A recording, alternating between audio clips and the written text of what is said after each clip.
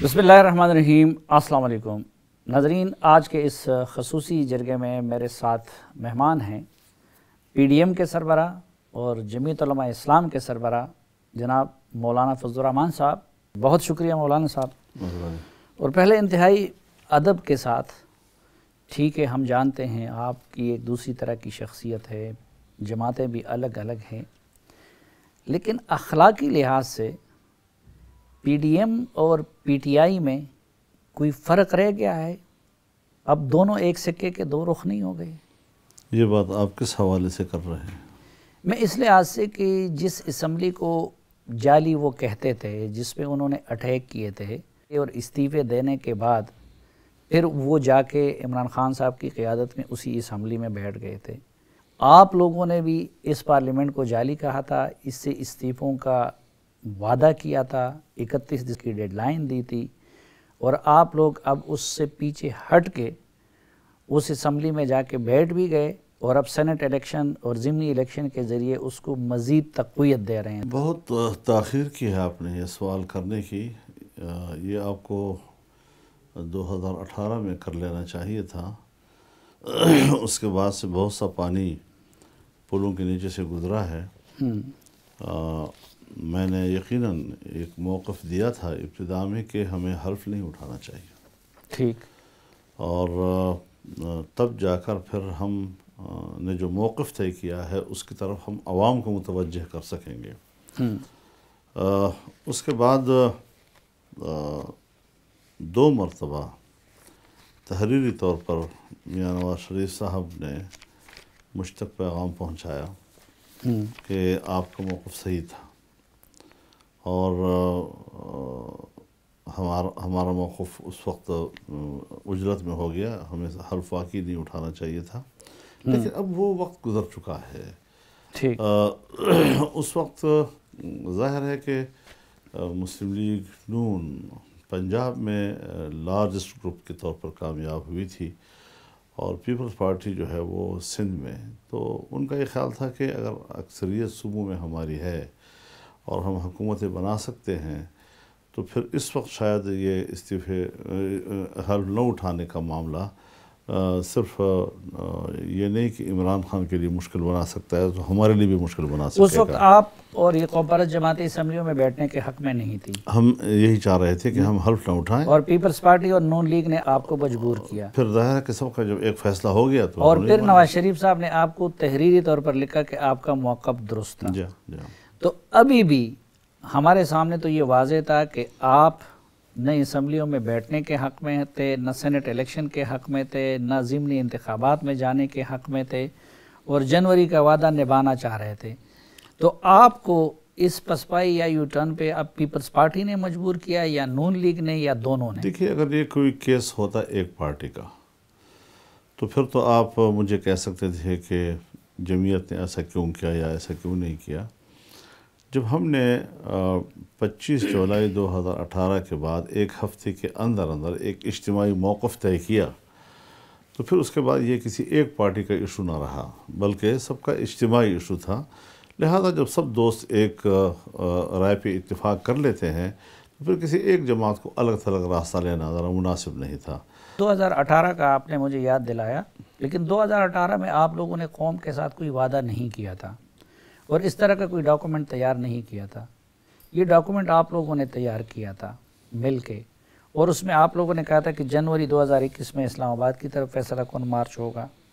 یہ پھر آپ کے پی ڈی ایم کے لیڈروں نے، مریم نواز صاحبہ، اور وہ کہتے تھے کہ ہم استعفے منہ پہ ماریں گے۔ جس ڈاکومنٹ کا آپ ہمیں حوالہ ابھی دے رہے ہیں، اسی طرح کا ڈاکومنٹ 2018 کے الیکشن کے فوراً بعد بھی تحریری طور پر طے ہوا تھا۔ جی ایسا نہیں ہے کہ جس میں الیکشن کو مسترد کیا گیا اور پیپلز پارٹی کی تجویز پر دھاندلی کے بجائے بدترین دھاندلی کا لفظ لکھا جائے، یعنی وہ اس میں شامل کیا گیا۔ تو ڈاکومنٹ اس وقت بھی تھا۔ ڈاکومنٹ 20 ستمبر 2019 کو بھی آیا، اور اے پی سی کے ذریعے سے آیا۔ تو اس دوران بھی مسلسل اے پی سیز ہوتی رہیں۔ آزادی مارچ جب ہم نے کیا تو اس وقت بھی اے پی سیز تو ہوتی رہیں، رہبر کمیٹی بھی موجود تھی۔ آج صورتحال یہ ہے کہ آپ ترتیب سیدھی کر لیں۔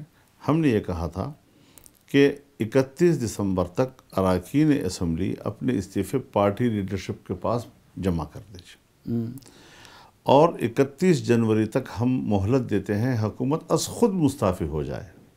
ٹھیک ہے. اب استعفے بھی جمع ہیں، 31 کی ڈیڈ لائن بھی ختم ہو گئی.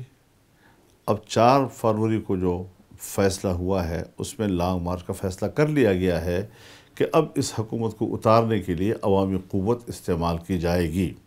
یہ لانگ مارچ ہوگا یا کہ دھرنا ہوگا؟ یہاں پر ہم بیٹھیں گے، پھر ایسا نہیں ہے کہ ہم آئے اور فوراً اٹھ کے چلے جائیں گے. ایک بھرپور قسم کا یہاں پر ایک ڈیمانسٹریشن ہوگی، اور اس میں جو ہمارے مطالبات ہیں وہ سب کا سب اس کا موضوع ہوں گے جی. تو اس حوالے سے مزید بھی نہیں، ایک دن کے مارچ اور دھرنے میں فرق تو یہ ڈیسائیڈ ہوا ہے کہ ادھر آ کے آپ لوگ بیٹھیں گے اور دھرنا دیں گے، یہی طے ہوا ہے. اور اس پہ آپ کے ساتھ پیپلز پارٹی اور نون لیگ نے سب ایگری کیا ہے؟ سب متفق ہے جی. یہ متفقہ فیصلے کے تحت ہوا ہے. لانگ مارچ کا مطلب بالکل بھی یہ نہیں ہے کہ ہم آئے اور اٹھ کے چلے گئے. یہاں پر پھر یہ ہے کہ ہمیں کچھ تجربہ اس حوالے سے ہے کہ جس وقت پبلک پہنچ جاتی ہے تو اس وقت ڈے ٹو ڈے یعنی حکمت عملی بھی بنائی جاتی ہے. آج ہم نے کیا کہا، کل ہم نے کیا کہنا ہے، کیا ایشوز کل آ رہے ہیں. ڈیمانڈ آپ کا کیا ہوگا، کس شرط پہ ڈیمانڈ تو اٹھیں گے؟ یہی ہے کہ الیکشن دوبارہ کراؤ. یہ الیکشن اور یہ اسمبلیاں اور یہ حکومت ہمیں قابل قبول نہیں ہے. بنیادی بات تو یہی ہے تو جی. یہ ڈیمانڈ آپ کس سے کریں گے اور کون یہ کروائے گا؟ جب عمران خان خود استعفیٰ نہیں دیں گے تو آپ لوگ کیا تو کریں گے؟ ظاہر ہے جی کہ اس پر ایک عوامی پریشر ڈالا جائے گا. اس کی تحریک کا نام یہی ہوتا ہے کہ آپ عوام کی قوت کو لے کر آپ چلیں گے. دیکھیے صاف بات ہے، اس میں بہت سی چیزیں شامل ہو جاتی ہیں. ایک اس حکومت کا ناجائز ہونا جو اول دن سے طے ہے، پھر اس کے بعد 2 سال یا 2.5 سال ہو گئے کہ اس حکومت کی کارکردگی اتنی ناکام رہی ہے، اور اس کی نااہلی اور نالائقی جو ہے وہ ہر شخص اس کا مشاہدہ کر رہا ہے، متاثر ہو رہا ہے اس سے جی. تو یہ ملک کو نہیں چلا سکتا جی. لیکن اپوزیشن کی نالائقی اور ناکامی بھی تو کچھ کم نہیں ہے نا. کس حوالے سے؟ پہلے تو یہ 2-2.5 سال یہ بڑی جماعتیں آپ کے ساتھ اپوزیشن بننے پہ تیار ہی نہیں تھی. الیکشن کے بعد یہ پوری بساط بچائی گئی زرداری صاحب کے تعاون سے. انہوں نے آپ کے معاملے میں دوسری سائیڈ کو سپورٹ کیا. پھر جب آپ دھرنے پہ آئے تو آپ کو تنہا چھوڑ دیا. دیکھیے اس میں ضرور کچھ چیزیں ایسی ہیں کہ جس میں آپ کا سوال بنتا ہے، اور اس میں وزن بھی ہے کہ ہم وہ وحدت کا مظاہرہ نہیں کر سکے جو ہمیں فوری طور پر کرنا چاہیے تھا. اگر آپ کو یاد ہو 1977 میں جب اپوزیشن نے کہا کہ الیکشن نہیں، تو 3 دن کے بعد صوبائی اسمبلی کے الیکشن تھے، ان کا بھی بائیکاٹ کیا، اسمبلی میں بھی نہیں گئے، اور فوراً ملک کے اندر تحریک کا آغاز کر دیا گیا. یہاں ہم نے اس درجے کا وحدت کا مظاہرہ ابتدا میں نہیں کیا. یہاں تک کہ وزیر اعظم کے الیکشن میں، پھر اس کے بعد صدارتی الیکشن میں تو کچھ کوتاہیاں ضرور ہماری اپوزیشن کے جماعتوں سے ہوئی، اور ہم رفتہ رفتہ تدریجی طور پر اس مقام پر پہنچے کہ اب ہمیں مل کر ایک متحدہ جدوجہد کے ذریعے آگے بڑھنا چاہیے. لیکن آپ کے پچھلے دھرنے سے فائدہ اٹھا کے ان دونوں جماعتوں نے اپنے اپنے حصے کی ڈیل کر لی، تو اس کی کیا گارنٹی ہے کہ اب کے بار وہ ڈیل نہیں کریں گے؟ مجھے کسی ڈیل کا نہ علم ہے. البتہ یہ ضرور ہے کہ جمعیت علماء اسلام نے جو تحریک اٹھائی اور اس سے پہلے 14 ملین مارچ پورے ملک پہ کیا اور انتہائی کامیاب، اس میں بھی سیاسی جماعتیں مختلف انداز سے شریک ہوتی رہی ہیں، اور اس موقف کے حوالے سے بھی ہم موقع بموقع اے پی سی بھی کرتے رہے، ان کی تائید بھی ساتھ ساتھ رہی. اور پھر جب ہم یہاں اسلام آباد پہنچے تو پورے ملک کی سیاسی قیادت جو ہے وہ ہمارے کنٹینر پہ پہنچ گئی. سب نے اس کو سپورٹ کیا، بڑی پارٹیوں نے، تنظیموں نے، تاجر تنظیموں نے، وکلاء نے، اساتذہ نے، ڈاکٹرز نے، سب ہمارے سٹیج پہ کھڑے تھے. تو اس سے بہرحال ایک فضا بنی ہے، اس سے بیداری آئی ہے، اس میں حوصلہ پیدا ہوا ہے، اور اس نے اس جگہ پر لا کھڑا کیا ہے جہاں آج پی ڈی ایم کی صورت میں ایک اتحاد موجود ہے۔ تو اس بیداری سے فائدہ اٹھا کے میاں صاحب باہر چلے گئے، مریم نواز صاحبہ خاموش ہو گئی، زرداری صاحب نے اپنے معاملات ٹھیک کر میرے خیال دیے، میں پی ڈی ایم سے پہلے وہ گئے ہیں، اور ظاہر ہے کہ حکومت نے اجازت دی ہے ان کو، اور ڈاکٹر سب متفق تھے اور ابھی بھی متفق ہیں کہ ان کا باہر جانا علاج کے لیے ناگزیر تھا۔ اس حوالے سے ضرور یہ چیزیں سیاست میں ڈسکس ہوتی ہیں، لیکن اس کی کوئی سنجیدہ حیثیت نہیں ہوتی۔ لیکن پاکستان کی سیاست اور خصوصاً ان دونوں جماعتوں کی ساری ماضی وہ ڈیلوں سے عبارت ہے۔ آج بھی عام تاثر یہی ہے کہ جی پیپلز پارٹی نے کچھ معاملات درست کر لیے ہیں اپنے، اور نون لیگ نے اس لیے یہ استعفوں کے آپشن سے پیچھے ہٹ گئی اور اس لیے سسٹم کی تقویت پہ اتر آئے ہیں۔ نہیں، آپ کو اس طرح محسوس نہیں ہوا میٹنگز میں؟ جہاں تک ہے استعفوں کا معاملہ، دیکھیے اس میں ابتدائی فیصلے میں جو فیصلہ دے دیا گیا تھا تھوڑی سی اجلت تھی، بے معنی اجلت، کہ جب آئینی ماہرین بیچ میں آئے، چاہے ان کا تعلق پیپلز پارٹی سے تھا، چاہے ہماری جماعت سے تھا، چاہے مسلم لیگ نون سے تھا، سب نے متفقہ طور پر کہا کہ اگر آپ سندھ اسمبلی توڑ دیں گے تو بھی الیکٹورل کالج جو ہے وہ نہیں ٹوٹے گا، اور پھر بھی ہر صورت میں سینٹ کے الیکشن ہوں گے۔ چنانچہ اس صورت میں آئینی ماہرین کے مشاورت سے یہ فیصلہ کیا گیا کہ فی الحال ہم استعفے نہ دیں اور سینٹ کے الیکشن میں حصہ لیں۔ اب جب ہم نے سینٹ کے الیکشن میں حصہ لینے کا فیصلہ کیا تو ملک کے اندر کچھ ضمنی الیکشن بھی تھے جو ہمیں صوبے میں بھی ووٹ کا فائدہ دے سکتے تھے، آپ میری بات پوری کر رہے تھے، اور قومی اسمبلی میں بھی۔ تو اس کے ساتھ لازم تھا کہ ہم نے ضمنی الیکشنوں میں بھی حصہ لینے کا فیصلہ کر لیا۔ یہ کوئی پی ٹی آئی تو نہیں تھا کہ اس میں کوئی ادھر سے آیا ہے، کوئی ادھر سے آیا ہے، کوئی بیرون ملک سے آیا ہے۔ آپ جیسے زیرک لوگ بیٹھے ہوں، زرداری صاحب بیٹھے ہوں، نواز شریف صاحب بیٹھے ہوں، درجنوں مرتبہ آپ سینٹ کا الیکشن کر چکے ہیں، تو اس وقت آپ لوگوں کو یہ اندازہ نہیں تھا کہ سینٹ کا الیکشن آئے گا، سردی ہوگی، یہ والا معاملہ ہوگا، تو اس لیے لوگ سمجھتے ہیں کہ اندر کچھ درون خانہ کچھ گڑبڑ ہوئی ہے؟ نہیں، میں سمجھتا ہوں اس میں اندرونی خانہ تو کچھ بھی نہیں ہے، لیکن غلطیاں ہیں۔ یعنی ایک سوچ بنتی ہے اور وہ سوچ جب فیلڈ میں آتی ہے تو اس میں کچھ مشکلات سامنے آ جاتی ہیں۔ آپ سمجھتے ہیں کہ جنوری کی ڈیڈ لائن اور استعفے غلطی تھی؟ جنوری میں ڈیڈ لائن ہم نے صرف استعفوں کی نہیں، ہم نے ان کو استعفیٰ دینے کے لیے دی تھی، وہ گزر گئی، تو اس کا مطلب ہے کہ ہم خاموش ہیں۔ اب ہم نے ایکشن لینا ہے، ہم نے 4 تاریخ کو لانگ مارچ کا ایکشن لے لیا ہے، اور مزید ایکشن جو ہے اس کے مواقع آتے رہیں گے۔ اب لیکن اس کی کیا گارنٹی ہے کہ جب مارچ آئے گا تو اس وقت تک پیپلز پارٹی اور نون لیگ پھر کوئی بہانہ بنا کے ادھر سے نہیں ہوگا؟ انشاءاللہ یہ بدگمانی میں کبھی بھی پی ڈی ایم میں شامل جماعت میں نہیں کروں گا انشاءاللہ، اور آپ دیکھیں گے ایسا نہیں ہوگا۔ آئیں گے مارچ آئیں گے اور دھرنے، بھرپور طور پہ آئیں گے انشاءاللہ، اور دھرنے میں بھرپور دھرنے بھی شرکت ہوں گے انشاءاللہ۔ اچھا، دھرنا کتنا بھی طویل ہو جائے جب تک منزل حاصل نہ ہو نہیں اٹھیں گے؟ وہ اسٹریٹجی جو ہے نا ہم نے اسی وقت بھی طے کرنی ہوتی ہے، کیونکہ رمضان شریف بھی آگے آئے گا، اور اس ساری صورتحال کو ہم نے جتنا ہم بیٹھ کر آگے بڑھتے جائیں گے اسی حوالے سے ہم نے اسٹریٹجی اسی وقت بھی طے کرنی۔ تو پھر رمضان ہوگا، پھر بلدیاتی الیکشن ہوں گے، تو آپ نہیں سمجھتے کہ اگلے 1 سال میں خیر خیریت ہوگا؟ اس کی کوئی حیثیت نہیں ہے، تحریکیں پھر بھی چلتی ہیں، اور اس کا تسلسل کبھی بھی نہیں ٹوٹتا، وہ چلتی رہتی ہے۔ لیکن آپ نہیں سمجھتے کہ خود تحریک اس کا نام نہیں ہے کہ اسلام آباد میں آ گئے اور ہم یہاں سے چلے گئے جس کا تحریک ختم ہو گئی، تحریک پھر بھی ہوتی ہے جی۔ نہیں، لیکن لاسٹ ایئر بھی آپ اس دعوے کے ساتھ آئے تھے کہ میں حکومت کو ختم کر کے جاؤں گا۔ جی جی، ابھی آپ نہیں سمجھتے کہ آپ نے عجلت کا لیکن آپ مظاہرہ نے کیا تھا؟ تسلیم تو کیا ہوگا کہ کمزور تو کر دیا اپنے حکومت کو، جب حکومت تو نہیں ہے اس وقت، ملک میں کوئی حکومت نہیں ہے۔ نہیں کیا، لیکن اس سے تو آپ بھی یعنی جو اخلاق، حکومت ہے وہ حکومت نہیں ہے، جو حکومت نہیں ہے اصل حکومت، وہ کہتے ہیں ہم حکومت نہیں ہے، اب کیا کریں کہ حکومت کدھر ہے؟ لیکن اس کے بعد اپوزیشن بھی وہ نہیں رہی نا۔ آپ لوگ کہتے تھے مولانا صاحب جو بات کرتے پورا کر کے جاتے ہیں، آپ حکومت کو ختم کیے بغیر چلے گئے، آج تک آپ کو تھا۔ ایک ہے بات کرنا، ایک ہے بات کا پورا ہو جانا۔ پورا ہو جانا اللہ کے اختیار میں ہوتا ہے، انسان کے اختیار میں نہیں ہوتا۔ آپ ایک ارادہ کرتے ہیں، آپ ایک آگے بڑھتے ہیں، اور آگے بڑھ کر نتائج پھر حاصل ہو جاتے ہیں یا نہیں ہوتے، اس میں کچھ انسانوں کی تدبیر کی کمزوری بھی آ سکتی ہے، اس کے اندر حالات کی موافقت اور عدم موافقت بھی آ سکتی ہے، لیکن آپ کا جب عزم برقرار ہے، جب آپ کا موقف میں کوئی تبدیلی نہیں آ رہی ہے، اور آپ بالکل مسلسل اپنے موقف پہ قائم ہے، یہ ہے تحریک اصل۔ لیکن آج آپ اپنی کمزوری مان رہے ہیں، پہلے تو آپ کہتے تھے کہ جی میرے ساتھ وعدہ ہوا تھا اور لوگوں نے وعدہ پورا نہیں کیا، کیا اس وقت حکومت کے تو خاتمے۔ وعدہ پورا نہ کرنا، اگر مشرکین مکہ نے رسول اللہ صلی اللہ علیہ وسلم کے ساتھ معاہدے کیے اور پورے نہیں کیے تو الزام کس پہ آئے گا؟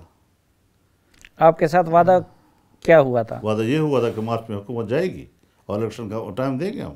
تو کیسے جائے گی حکومت؟ تو یہ تو ان کو چاہیے تھا نا جو آپ وعدہ کر رہے تھے، تو آپ نے تو سرور اس میں چودھری چودھری برادران موجود تھے۔ ہاں، ہاں، اور یہ تھا کہ مارچ میں ہم اس مارچ حکومت میں کو جائے ختم گی کریں۔ حکومت، طے تھا، دعائے خیر ہوئی اس پہ اوپر۔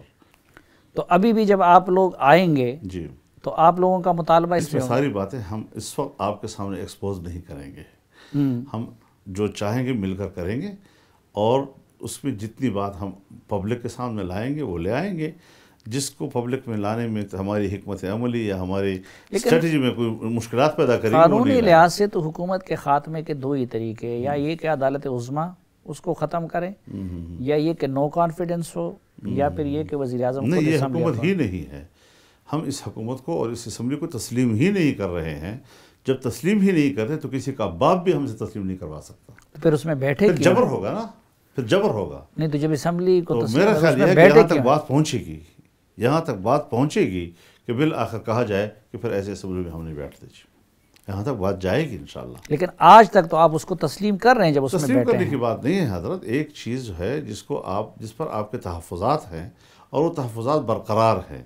اب یہ ہے کہ اسمبلیوں کے اندر ہم اپنی سیٹوں پہ تو ہمارا اعتراض نہیں ہے نا، اپوزیشن سیٹوں پہ تو ہمارا اعتراض نہیں ہے، ہمیں تو پی ٹی آئی کے سیٹوں پہ اعتراض ہے کہ ان کو ساری دھاندلیاں کے ذریعے دی گئی ہیں سیٹیں، ایک سیٹ بھی وہ جیتے کے قابل نہیں ہے جی۔ تو اس حوالے سے اس اسمبلی کو، اس کی اکثریت کو، اس اکثریت پر مبنی حکومت کو ہم تسلیم نہیں کر رہے ہیں جی۔ ناظرین، ایک مختصر سی بریک، واپس آئیں گے تو مولانا صاحب کے ساتھ گفتگو کا سلسلہ یہیں سے آگے بڑھائیں گے۔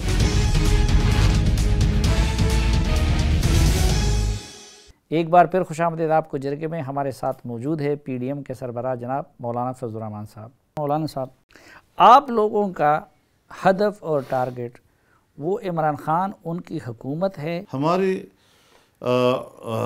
ہدف عوام کو اس کا ووٹ کا حق واپس دلانا ہے، یہ ہے بنیادی چیز۔ اور اس میں رکاوٹ جو ہے یہ عمران خان کی ایک ناجائز حکومت ہے جو کھڑی کر دی گئی ہے۔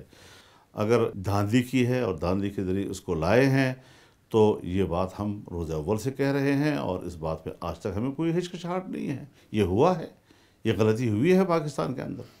اس کے لیے آپ لوگ کسی متعلقہ فورم پہ کیوں نہیں گئے؟ مثلا عمران خان صاحب تھے اس وقت، وہ کورٹ میں بھی گئے تھے، وہ الیکشن کمیشن میں بھی گئے تھے، تو آپ لوگ اپنے دھاندلی کے الزام کو پروو کر… یہ عوام کا مسئلہ ہے، عوام کی جنگ عوام کی عدالت میں لڑی جاتی ہے۔ وہ کسی نصف النہار پہ اگر آپ کو سورج نظر آ رہا ہوتا ہے تو آپ کسی جگہ کسی ادارے میں نہیں جاتے کہ ثابت کرو کہ اس وقت سورج ہے یا نہیں ہے۔ یہ اس طرح کی دھاندلی ہوئی ہے، اس طرح کی ناجائز حکومت ہے کہ یہ نصف النہار کی طرح ناجائز ہے جی، اور اس کے لیے ہمیں کسی بھی فورم پہ جانے کی کوئی نہ ضرورت تھی، اور نہ آج محسوس کرتے ہیں اور نہ کل محسوس کریں گے۔ لیکن جب آپ اس حکومت کی آڑ میں اداروں کو کرٹیسائز کرتے ہیں، اداروں کو کمزور کرتے ہیں، اس وقت ایک طرف انڈیا کی طرف سے خطرات ہے، دوسری طرف عالمی سازشیں ہو رہی ہیں ان اداروں کے خلاف، اور پھر آپ اور نواز شریف جیسے لوگ بھی ان کو نشانہ بنائیں گے، تو یہ خدا نہ ملک… کرے باہر سے کوئی سازش آئے، ہم ہندوستان یا کسی بھی پاکستان کے دشمن کے ساتھ اپنے ملک میں ایک قوم ہے اور ایک قوم ہو کر ہم اس کا مقابلہ کریں گے۔ بنیادی بات یہ ہے کہ ہم پر یہ اعتراض کرنے سے پہلے ذرا عمران خان کی تاریخ بھی تو دیکھ لینا کہ انہوں نے اقتدار سے آنے سے پہلے انڈیا میں، دوسرے ممالک میں، خود پاکستان کے اندر کتنی تنقید کی اور کیا زبان استعمال کی، یہاں تک کہ انہوں نے کتاب لکھی، اور کتاب کے اندر تو آدمی ذرا سوچ سمجھ کر لکھتا ہے نا۔ جلسے میں آدمی جذبات میں آ جائے، انٹرویو میں آدمی جذبات میں آ جائے، سلیم صافی کو انٹرویو دے رہا ہے اور وہ آپ کی زبان پہ کوئی لفظ زبردستی لے آئے کسی طریقے سے، یہ تو ہو سکتا ہے، امکان ہے انسان کے اندر، لیکن جب آپ نے خود تنہائی میں بیٹھ کر باقاعدہ سوچ سمجھ کر لکھتا ہے تو اس کتاب میں جو انہوں نے لکھا ہے، اداروں پر تو تنقید وہ تھی، یہ تو نہیں ہے۔ اور اگر قوم آپ کا ساتھ نہیں دے رہی، قوم آپ سے کہتی ہے کہ جائز اسمبلی ہے، تو اس وقت بھی تو کوئی کورٹ میں نہیں گیا تھا نا، یہاں دھرنا دیے بیٹھے تھے اور پھر ان کو اٹھانا پڑا۔ لہٰذا ہماری اور ان کی پوزیشن مختلف ہے. ہم ہمیشہ اداروں کے لیے ڈھال بنے ہیں، کوشش کی ہے کہ ہمارے ادارے جو ہیں وہ محفوظ رہیں، وہ ملک کی خدمت کریں.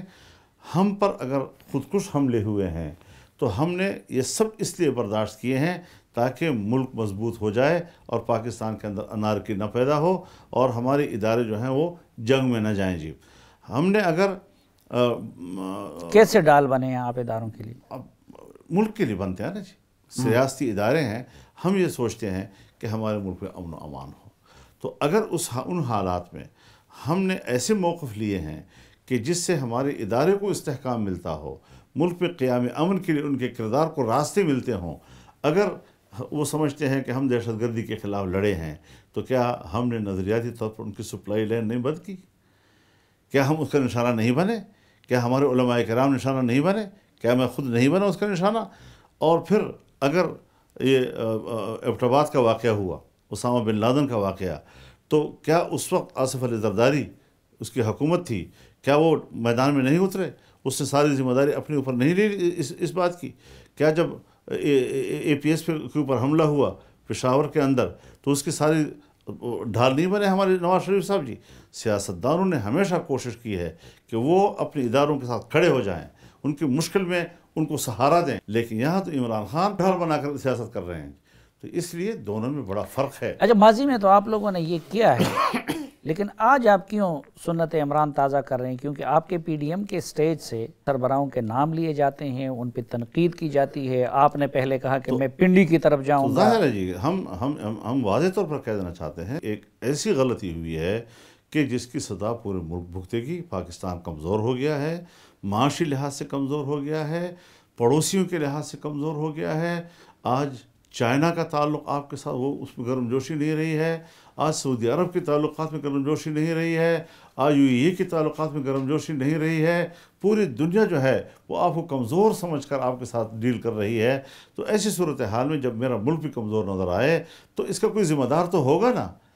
تو کوئی اگر ذمہ دار ہے تو وہ سمجھے کہ ہم سے غلطی ہوئی ہے اور ہم نے یہ غلطی کر کے ایک ملک کو مشکلات میں ڈالا. لیکن آپ لوگوں کی اس منشور یا ٹارگٹ یا قرارداد میں یہ لکھا گیا ہے اور آپ لوگوں کا ہدف کہ آپ لوگ ایک طرف اداروں کا سیاست میں کردار کو ختم کرنا چاہتے ہیں اور دوسری طرف آپ لوگ توقع لگائے بیٹھے ہیں کہ وہ آ کے آپ کے لیے عمران خان کی حکومت. قبضہ چھڑانے کے لیے ہم سیاسی راستے اختیار کر رہے ہیں، آئینی راستے اختیار کر رہے ہیں کہ ہم اپنے آئینی رول کو زندہ کریں، ہر ایک اپنے آئینی ادارے کے. لیکن پہلے لوگ بات چیت کی کوشش کرتے ہیں نا جی، اور مذاکرات کرتے ہیں.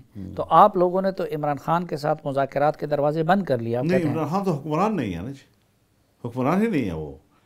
میں اس کو حکمران تسلیم نہیں کرتا. میں کس بنیاد پر اس سے بات کروں گا؟ کیوں نہیں ہے حکمران؟ حکمران نہیں ہے نا جی، جبرن بیٹھا ہوا ہے قبضہ گروپ. ہاں، تو قبضے کو ہم نہیں مانتے. تو آپ اسٹیبلشمنٹ سے بات چیت کے لیے پی ڈی ایم تیار ہے؟ اگر اسٹیبلشمنٹ سنجیدگی کے ساتھ اس بات کے لیے تیار ہو کہ ہم ملک کے نظام کو بہتری کے لیے اور ملک کو ایک آئینی سیاست کا راستہ دینے کے لیے، تو پھر بات ہو سکتی ہے. معاملات سنجیدگی کے ساتھ، خفیہ نہیں، کھل کر بات ہو، اعلان پبلک کے سامنے. پبلک کا نقصان ہوا ہے، ملک کا نقصان ہوا ہے، میز پر آ کر بات کریں. یہ کچھ لوگوں سے پی ڈی ایم کے خفیہ باتیں نہیں ہو رہی ہیں؟ آپ کانفیڈنٹ ہیں؟ آپ کے ساتھ بھی نہیں ہو رہی اور حکومت کے ساتھ کوئی امکان نہیں ہے؟ دیکھیے، میں ایک بات اور دوبارہ کہہ دوں جی، جس کے طرف آپ اشارہ کر رہے ہیں کہ کوئی خفیہ بات یا کوئی خفیہ بات، میں نے بار بار اس بات کو دہرایا ہے کہ خفیہ باتیں کرنا یہ ہماری ضرورت نہیں ہے، یہ ان کی ضرورت ہے. بعض دفعہ انہوں نے رابطے کیے ہیں، لیکن جب ایک فریق، میں اور آپ بیٹھے ہیں، آپ کی نہیں ہوگی لیکن زرداری صاحب جن کے کیسز ہیں ان کی تو ضرورت ہے. میں اور آپ ہیں، ایک کمرے میں جا کر ہم نے، آپ نے کہا کہ اس کو ذرا آپس میں رکھنا ہے، مجھ پر فرض ہو جاتا ہے کہ میں اس کو آپس میں رکھوں. یہ ایک شرعی حکم ہے اور ایسی اگر صورت ہے تو یہ ان کی مجبوری ہے. اگر ہم لحاظ رکھ رہے ہیں تو ان کا لحاظ رکھ رہے ہیں، لیکن ہم یہ چاہیں گے کہ اس سے مسائل حل نہیں ہوتے. لیکن مولانا صاحب، آپ ہمیشہ ہمیں درس دیتے تھے، 73 کے آئین کا ذکر کرتے تھے، خود طالبان کو بھی آپ آئین اور نظام کی طرف بلاتے تھے. اب آپ کہتے ہیں کہ میں نہ نیب کو مانتا ہوں نہ ان کے پاس جاتا ہوں. اب نیب ایک آئینی اور قانونی ادارہ تو ہے. دیکھیے، میں جو کچھ کر رہا ہوں میں اپنے ملک کے آئین کے لیے کر رہا ہوں، میں اس کی حقیقی عملداری کے لیے کر رہا ہوں، میں قانون کی عملداری کے لیے کر رہا ہوں۔ ہمارے ملک میں اس وقت جو کچھ ہو رہا ہے وہ آئین کے خلاف ہو رہا ہے۔ اس وقت نیب جو ہے یہ مشرف کی بنائی ہوئی ادارہ ہے۔ اس پالیسی کے تحت بنایا گیا تھا کہ ہم سیاستدانوں کو یا جو طاقتور جماعتیں ہیں ان کی قیادت پر ہم الزامات لگائیں گے، مقدمے دائر کریں گے، اس کو اپنے ذاتی دفاع پہ مجبور کریں گے۔ پھر جب وہ پبلک کو اٹھائیں گے تو ہم کہیں گے دیکھو اپنی چوریوں کے لیے میدان میں آ رہے ہیں اور عوام کو استعمال کر رہے ہیں۔ وہ سلسلہ ابھی تک چل رہا ہے۔ لیکن زرداری پہ تو مقدمات نواز شریف نے بنائے تھے، نواز شریف پہ کرپشن کے الزامات وہ لگاتے تھے، آپ پہ بھی پہلے مسلم لیگ نے الزامات لگائے۔ میں گزارش کروں، اگر ملک کے اندر سیاست ہے تو سیاسی معاملات میں سیاسی لوگ اگر سیاسی اداروں کو استعمال کرتے ہیں پھر وہ سیاستدانوں کے خلاف استعمال ہوتا ہے۔ میں تو سمجھتا ہوں، میرا تو موقف پہلے دن سے یہی تھا کہ کوئی سیاستدان اس کے سامنے پیش نہ ہو، کوئی اپنا دفاع نہ کرے اور کہے کہ جائز حکومت آئے گی، احتساب ہم دینے کو تیار ہوں گے۔ مولانا صاحب یہ آپ کو یہ موجودہ اسٹیبلشمنٹ، میں وہ لفظ نہیں جس وقت اس کو پی ٹی آئی والے زیادہ یوز کر رہے ہیں، یہ لفظ آپ کے لیے ایجاد کیا تھا مسلم لیگیوں نے۔ آپ پہ حرم میں 96,000 روپے کی لسی پینے کا الزام انہوں نے لگایا تھا۔ اسی طرح پیپلز پارٹی کے بارے میں ایسا نہیں ہے، میں بتاؤں آپ کو۔ ٹھیک ہے، اس میں اختلاف ہمارا مسلم لیگ کے ساتھ تھا، اس میں کوئی شک نہیں ہے، ہمارا اختلاف تھا ان کے ساتھ، لیکن میرے خلاف الزامات جتنے بنائے تھے وہ خفیہ اداروں نے بنائے تھے، اور خفیہ اداروں نے سیاسی لوگوں کے منہ پہ دے کر پبلک کے سامنے لائے تھے، اور پھر سیاسی ادارے ناکام ہوئے، خفیہ ادارے، اور خفیہ اداروں نے مجھ سے معافی مانگی ہے۔ یعنی اس وقت نواز شریف سے وہ کام لیا جا رہا تھا جو اس وقت عمران خان سے لیا جا رہا ہے۔ لیا گیا ہوگا، لیکن وہ باتیں ختم ہو گئیں جی۔ جب سب نے تسلیم کر لیا کہ کچھ نہیں ہے تو پھر کچھ نہیں ہے۔ نہیں، لیکن آپ کا کچھ نہیں ہے والا معاملہ نہیں ہے۔ اب دیکھیں کہ ٹھیک ہے ان کو اتنا تو میں آپ کے سوال کے جواب میں ایک معافی چاہتا ہوں، ایک جو بات سمجھ، اتنا تو ثابت ہو گیا نا کوئی الزامات تھے اور بس۔ ناظرین، پی ڈی ایم کے آئندہ کی حکمت عملی سے متعلق مولانا سے یہ خصوصی گفتگو جاری رہے گی، لیکن ایک وقفے کے بعد۔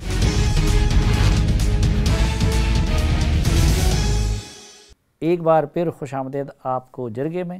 آج کے جرگے میں ہمارے ساتھ ہے جمعیت علماء اسلام اور پی ڈی ایم کے سربراہ جناب مولانا فضل الرحمان صاحب۔ مولانا صاحب، آپ جو ابھی کہتے ہیں کہ میں نہیں جاؤں گا نیب میں، نہیں جاؤں گا، آپ اپنے سب کچھ سامنے کیوں نہیں رکھتے؟ میری بات سنیں، مسلم لیگ کی حکومت تھی، الزام لگے، کوئی مقدمہ کیوں نہیں؟ اس کے بعد پی ٹی آئی کی حکومت ہمارے صوبے میں تھی، الزامات لگے، نعرے لگے، مقدمہ کیوں نہیں؟ آج مرکز میں اس کی حکومت ہے، 2.5 سال گزر گئے ہیں، نعرے لگاتے یہ مقدمے کسی بھی سیاسی پارٹی کے نہیں ہوتے حضرت۔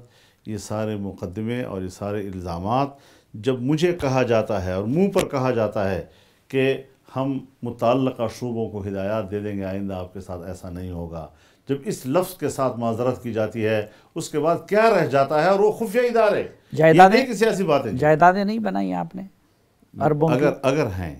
اگر ہیں تو لائے جائیں، ورنہ مجھے اجازت دی جائے کہ جس کی نشاندہی کی قبضہ تو کروں پھر اپنا۔ یہ جس گھر میں بیٹھے ہیں فوش علاقہ ہے اسلام آباد کا، چک شہزاد آپ کے، ٹھیک ہے، میرے آپ جیسے دوست ہیں جو میرے لیے کسی جگہ کا تلاش کر لیتے ہیں۔ جب میں صحرا میں بیٹھتا ہوں اور جب میرے پاس سر چھپانے کی جگہ نہیں ہوتی، وہاں تو آپ نے کبھی نہیں پوچھا کہ پاکستان کا ایک شریف آدمی جو ہے یہ صحرا میں آسمان کے تلے کیوں بیٹھا ہوا ہے؟ لیکن اگر کوئی دوست میرے لیے کوئی انتظام کر لیتے ہیں تو پھر آپ اس کو کرپشن کہیں گے؟ نہیں، اگر دوست میں ہوں تو آپ کے چک شہزاد میں اتنے فارم ہیں، میرا گھر نہیں ہے، تو کوئی ایک آپ مجھے بھی عنایت کر بتاؤ نا کدھر ہے؟ یہ جو اگر جس طرح کاغذات یہاں ٹی وی پہ پیش کیے جاتے ہیں، شرم ان کو نہیں آتی اور اس قسم کی باتیں کرتے ہیں، تو پھر تو پورا شخصیات میرا ہو گیا، پھر تو اس کا ملکیت میری بات ہے، کیونکہ 3 ارب کی انہوں نے بتائے ہیں۔ اب 3 ارب میں اگر ایک پلاٹ 10 کروڑ کا بھی ہو تو آپ بتائیں کتنے پلاٹ میرے بن جاتے ہیں؟ پھر تو شخص میرا ہی ہے۔ کوئی نہیں ہے آپ کا چک شہزاد؟ اللہ کا خوف کرو، میں 88 سے اگر نکل آیا مجھے گفٹ آپ کا، ابھی سے آپ کا، خدا کا خوف کرے ذرا، اللہ سے کوئی ڈرے کہ جو آدمی 88 سے یہاں پارلیمنٹ میں ہے اور آج تک یہاں اسلام آباد میں ایک جھونپڑی نہیں بنا سکا، اس کو آپ اس قسم کے الزام دیتے ہیں۔ ان کو شرم کرنی چاہیے کہ پاکستان میں اگر کوئی پاک دامن ایک سیاستدان موجود ہے، اس کے دامن کو تم نے ضرور گتلا کرنا ہے اور میں نے قسم یہ کھائی ہوئی ہے کہ میں انشاءاللہ ان کے دامن کو گدلا کروں گا، میں ان کو چھوڑوں گا نہیں، ان کا باپ بھی میرا احتساب نہیں کر سکتا، جرأت ہے تو میدان میں آئے جی، لڑوں گا اس کے ساتھ۔ ان کا سے کیا مراد ہے؟ نیب کی طرف اشارہ ہے عمران خان کے؟ جو ہو میں پوری جرأت کے ساتھ لڑوں گا ان کے ساتھ۔ لیکن مولانا صاحب میں کوئی پرواہ نہیں کرتا، ایک آدمی جو ہے پاکستانی ہے، میں بھی پاکستانی ہوں، تمہارے پاس تھوڑا سا ایک عہدہ مل گیا ہے، تم ایک سیٹ پہ بیٹھ گئے ہو، تم اتنے خرمست ہو گئے ہو کہ تم پاکستان میں ایک سیاستدان کو بے عزت کرو؟ نہیں، لیکن کون ہوتے ہیں یہ لوگ؟ یہ مجھ سے زیادہ عزت والے ہیں، یہ مجھ سے زیادہ صاحب نسب ہیں، مجھ سے زیادہ گھریلو احترام رکھتے ہیں۔ میں نے ساری زندگی عزت کے ساتھ گزاری ہے، سفید پوشی کے ساتھ گزاری ہے، مجھے اپنا والد بھی معلوم ہے، مجھے اپنا دادا بھی معلوم ہے، مجھے اپنی حیثیت مولانا بھی صاحب معلوم ہے۔ کرپشن کا اور چوری کا الزام بھی بڑا سنگین الزام ہے، لیکن آپ خود جو الزام لگا رہے ہیں عمران خان صاحب اور ان لوگوں پہ، وہ تو اس سے بھی کئی گنا زیادہ سنگین الزامات ہیں نا۔ کبھی آپ ان کو یہودی ایجنٹ کہتے ہیں، کبھی آپ ان کو امریکی ایجنٹ کہتے ہیں۔ وہ اخلاقی نہیں ہے، وہ سیاسی، کوئی اخلاقی الزام اب ہونے کے باوجود، حقائق ہونے کے باوجود میں نے کبھی اخلاقی بات کی ہے؟ سیاسی باتیں کرنی ہوں گی۔ دیکھیے اس وقت میں آپ کو بتاؤں، لیکن مولانا صاحب اس سے سنگین الزام کیا ہو سکتا ہے؟ آپ کسی بندے کو آپ کہیں کہ یہ غیر طاقتوں کا میں بتاتا ہوں آپ کو جی، آپ کے اس کشمیر کو کیا 1988 میں یہاں پر CIA کے ادارے اور اس میں شامل یہودیوں نے ان کا ایک فیصلہ نہیں کیا تھا کہ کشمیر کو اس طرح تقسیم کرنا ہے، جس کو غلام اسحاق خان کے دور میں پکڑا گیا، ہاں وہ ایک جس کے بعد ان اداروں کو یہاں سے نکالا گیا؟ یہ سلسلے چلتے رہے ہیں۔ وہ ایک تھا آپریشن وائٹ سنیک۔ آج مجھے آپ بتائیں کہ ایک اسرائیل ہے، ایک ہندوستان ہے۔ اگر آج کوئی شخص ہندوستان کے اثر و نفوذ کو پاکستان میں لائے، اگر آج یہاں پر اس کے معاشی تسلط کے لیے راستے ہموار کرے، اگر آج اس کے سیاسی تسلط کے لیے راستے ہموار کرے، آپ اس کو پاکستان کا غدار کہیں گے یا نہیں کہیں گے؟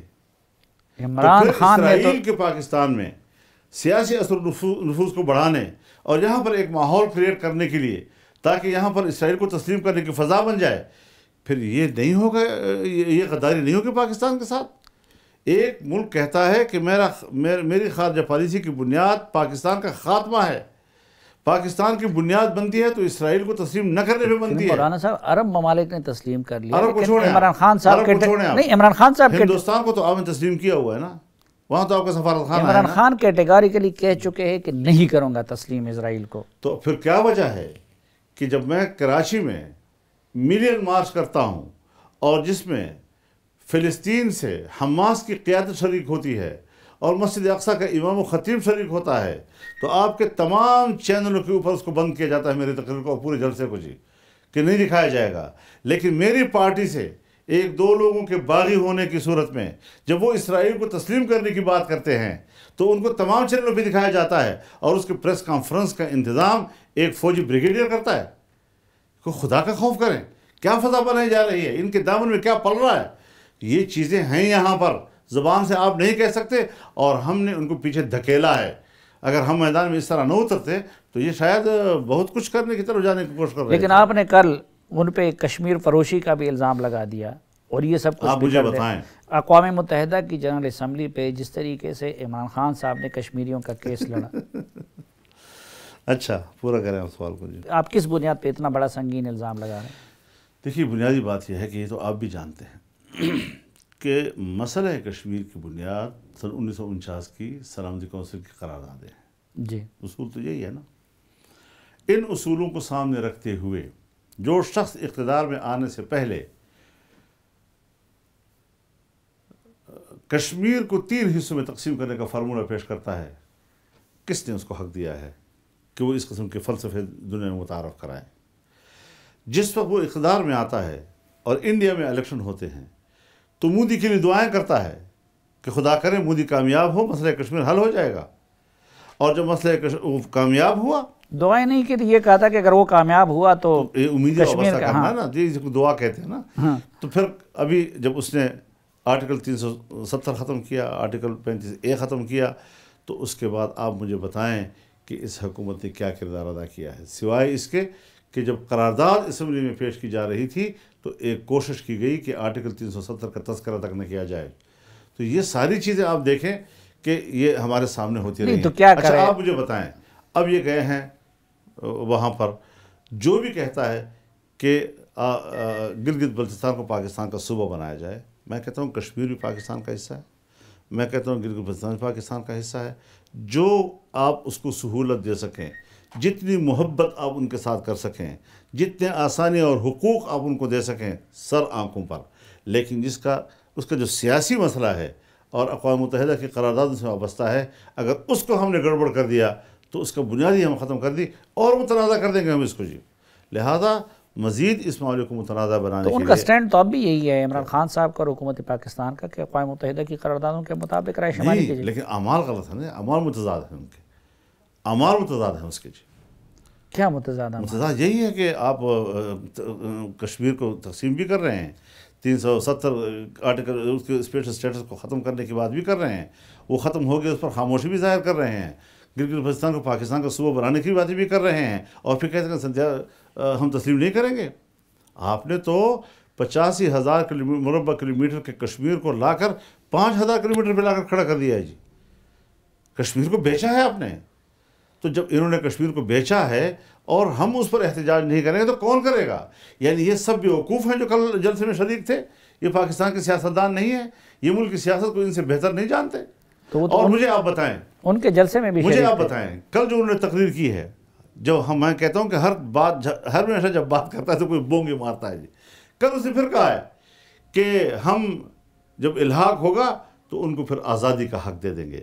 تو آپ آزادی کا حق جب ان کو دیں گے تو آپ مجھے بتائیں کہ یہ کس قرارداد کے تحت، کس نظریے کے تحت دیا جا رہا ہے جی. یہ پاکستان کا ریاستی موقف ہے. انہوں نے یہ کہہ دیا ہے کہ جب رائے شماری ہوگی پاکستان کا حصہ بنے گا تو اس کے بعد ہم کیا دیں گے، یعنی ان کی مرضی کے مطابق اس کو الگ کر دیں گے. یہ کسی قرارداد میں نہیں ہے. میں بتاؤں آپ کو ذرا تھوڑا سا سمجھیں ان چیزوں کو جی. کشمیر تقسیم ہند کے ایجنڈے کا حصہ ہے. سمجھ میں آ گئی بات؟ جی. 500 سے زیادہ ریاستیں اس خطۂ بر صغیر میں موجود تھیں. تمام ریاستوں کو اختیار دیا گیا کہ آپ نے خود فیصلہ کرنا ہے، either with India either with Pakistan. Third option ہے ہی نہیں اس کے اندر. تو آپ کا جو ریاستی موقف ہے وہ یہی ہے کہ اقوام متحدہ کی نگرانی میں کشمیریوں کو استصواب رائے کا حق دیا جائے، وہ خود فیصلہ کرے کہ انڈیا کے ساتھ جانا چاہیں گے یا ایک ریاست ہے جو متنازع بن گئی. باقی ہندوستان میں کوئی ریاست متنازع نہیں وہ بنی. تو کہتے ہیں کہ پاکستان کا حصہ بن جانے کے بعد ہم ان کو پاکستان کے اندر ارینجمنٹ کے لیے ان کی مرضی کا خیال رکھیں. تعویلیں نہ کریں نا، تعویلیں آپ کر رہے ہیں، وزارت خارجہ کر رہی ہے، تعویلات میں گنجائش نہیں ہے.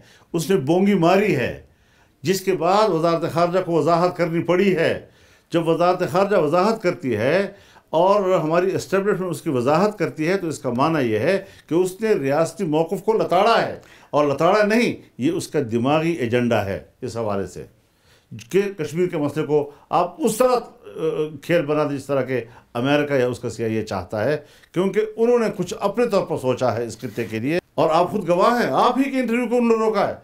پاکستان ہو اور حریت کانفرنس کی قیادت کے انٹرویوز کو آپ کے چینلوں پہ روکا جائے، اس کے بعد بھی آپ کہتے ہیں کہ ان کی نیتیں کشمیر کے لیے اچھی ہیں، کشمیریوں کے لیے اچھی ہیں. ہمارا تو حضرت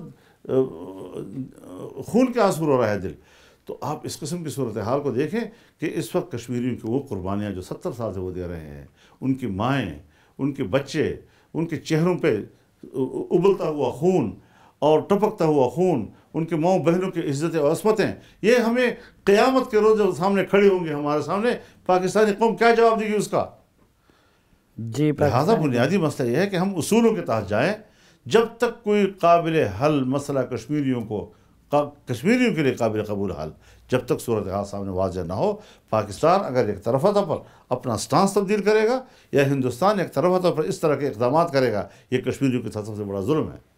بہت شکریہ مولانا صاحب، مجھے آپ نے خاتمے پہ مجبور کر لیا کیونکہ آپ اس ایریا میں چلے گئے جس کی وجہ سے ہمارے چینل کے پھر بند ہونے کا خطرہ ہے، اور میں نہیں چاہتا کہ یہ گناہ میرے اور آپ کے سر آ جائے. تو ناظرین، مولانا فضل الرحمان صاحب کے ایک بار پھر شکریہ، اور اس دعا کے ساتھ کہ آپ جہاں بھی رہیں خوش رہیں. آج کے جرگے سے اجازت چاہتا ہوں. اللہ حافظ.